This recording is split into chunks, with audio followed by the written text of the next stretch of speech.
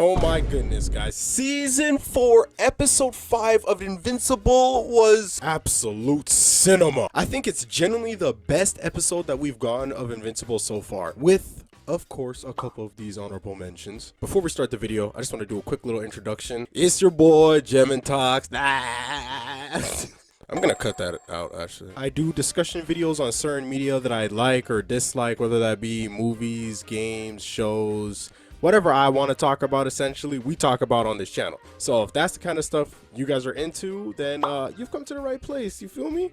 So if you guys also, enjoy the content of the video, leaving a like and subscribe wouldn't hurt. You know what I mean?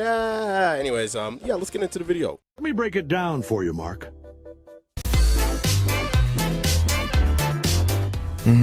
This episode was genuinely just perfect, bro. Like, there's hardly any flaws. I don't think there's any flaws in this episode at all, honestly. This episode just honestly delivered on everything that you would want it to deliver on for an Invincible episode, especially with all the problems that were unresolved from the last episode. I'm talking about episode 3. We're not talking about that episode.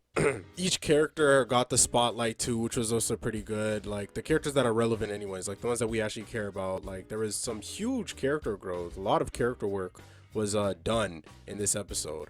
Let's just start it off with Nolan talking with Mark. Now this was kind of big because Mark hasn't seen Nolan ever since they were on that planet with those blue aliens where Oliver was conceived. So this was kind of a big thing. Nolan, obviously, he came there. Bro was just trying to apologize and just trying to be real with Mark. And, he told him about the war. Mark, obviously, he agrees that to go to the war, obviously, he has no choice. Nolan, though, in all honesty, like, when he was talking to Mark, I know he was being genuine. Like, he was being completely honest. I know he apologized and everything. Like, he was trying to make right with Mark, which was very good.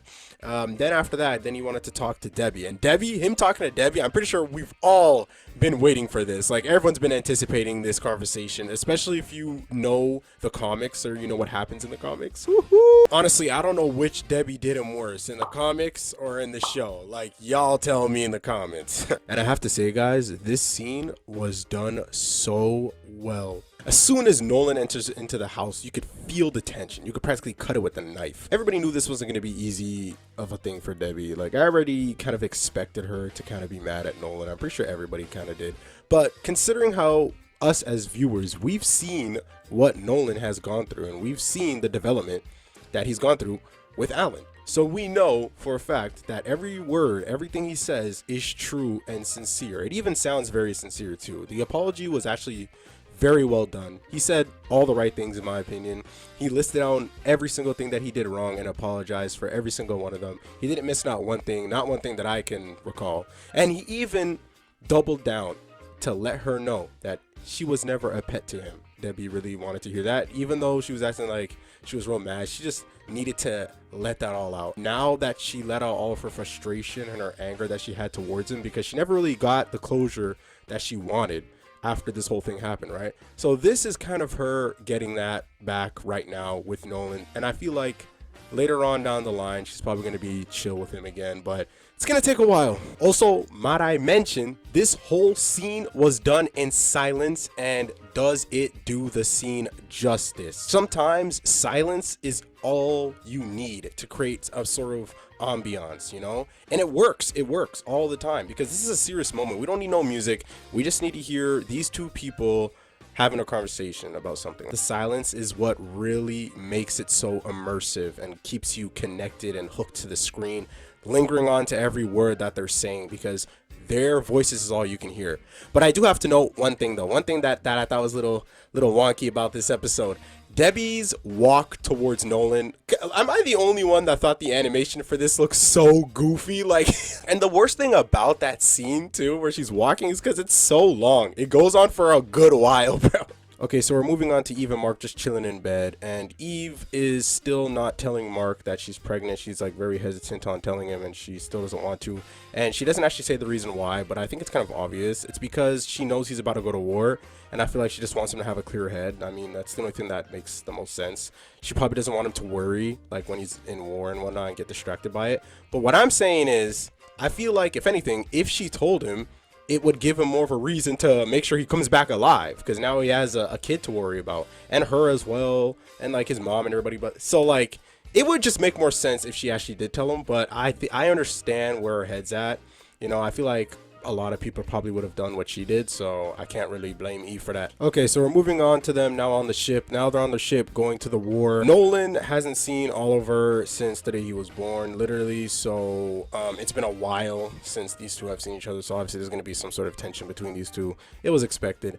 But Nolan had an issue with Oliver coming with them to go to the war, which Nolan has valid reason to. But Mark, I don't know what he was smoking that day, but he's on something else, because Mark was defending Oliver, saying, nah, man, he's not a kid no more. He could go to war. He's good, this, that. And I'm like, Mark, what are you talking about? Because Oliver is most definitely still a kid. I mean, have you seen him? He's got to be like at least 13, 14. Like, he still has the mentality of a kid. Like, he just wants to play video games. He thinks being a superhero at this point is low-key like a chore at times, bro.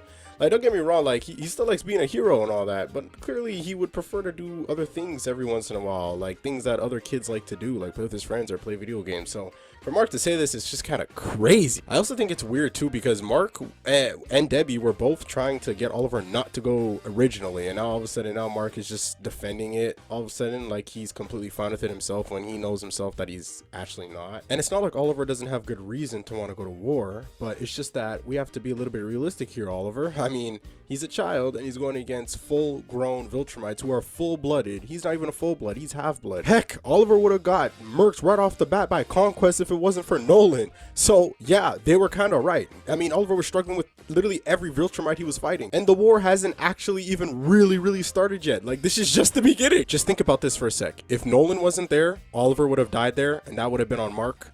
All right, moving on. What's going on with Alan? I thought that he was supposed to be so much stronger, but it's almost as if like he's been holding back. Like, what's been going on? I don't see why Alan would even want to be holding back. He has no reason to be holding back. He should be taking out these Viltrumites, not with like ease, but like he kind of struggles like practically the whole time. And even with Tech Knight, like I obviously I'm not expecting her to go crazy, but like I was expecting Tech Knight to actually somewhat be able to, you know, hold one of those guys off, but she was struggling, and that was very surprising too, because I thought she would actually be a little bit more strong. And in a way, I feel like they kind of like just boosted up her strength, like for the audience, when she took down one of the Viltrumite marks, which is a very impressive feat, because she did it by herself. And all the other heroes on Earth actually need other people to help them out to even take out one.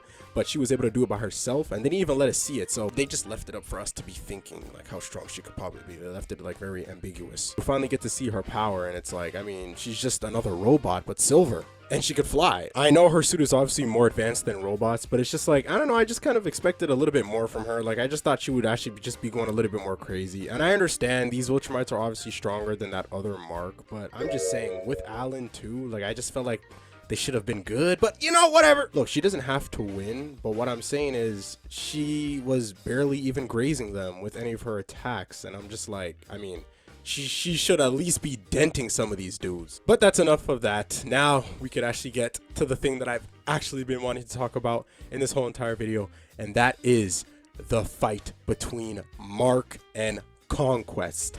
The final fight between Mark and Conquest.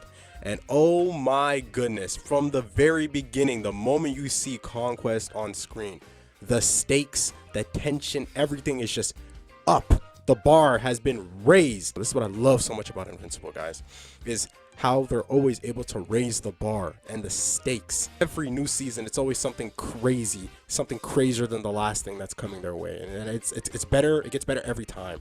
So this fight, bro, had to have been the most goriest, graphic, Invincible, or not even just Invincible, maybe all media that I've ever seen, next to like maybe The Boys. The Boys and Invincible are kind of tied right now when it comes to like their gore and graphic scenes with the way that Invincible is going right now. And I heard that it gets even more graphic in the comics, so I can't wait for that. Because me, I actually like the gore. I'm not gonna lie. You might think that I'm a little crazy for that, but I think gore makes things a little bit more interesting. It just makes it more intense when there's gore. You feel me? And let me tell you guys, you need to have a stomach to watch this episode, because it is extremely graphic, extremely. Like, I've never seen Invincible on this level of graphic before. I really thought Mark was gonna lose, so I was genuinely surprised that he ended up winning, because like he just kept his hands on that neck and just did not let go. But what I'm saying is, Conquest could have easily have broken out of that if he really wanted to. All he really had to do was kind of just like put his 2 thumbs in his eye, and I guarantee you Mark would have let go. I don't know why he didn't think to try that, but hey, whatever.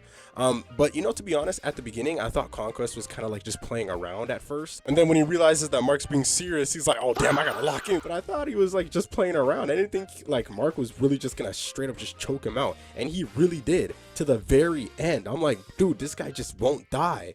But watching Conquest take out Mark's guts and stuff had to have been such a horrifying thing to watch, bro.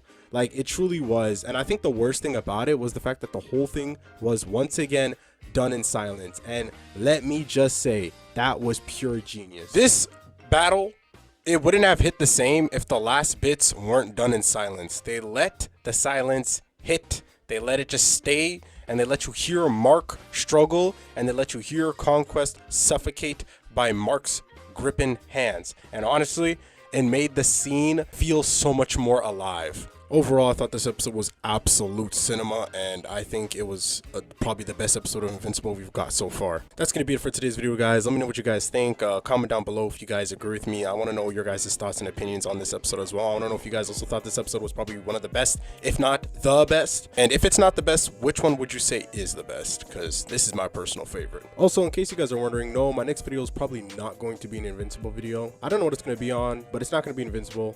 So if you guys think I'm only going to be yapping about Invincible on this channel, I am sorry to burst that bubble, but I am bursting it real quick. But anyways, if you guys made it this far to the video, I just wanted to say thank you for watching, and I hope you all have a great day.